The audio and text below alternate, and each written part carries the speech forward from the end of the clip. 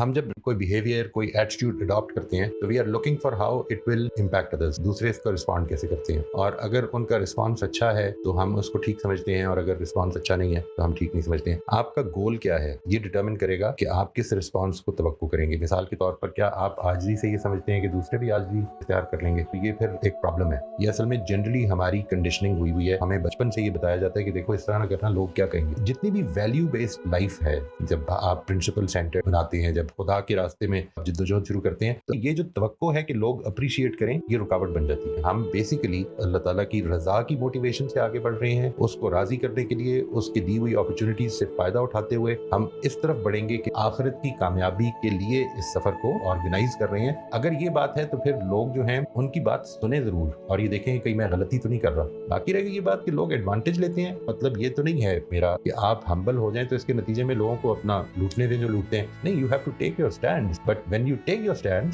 ٹیک them ہمبلی.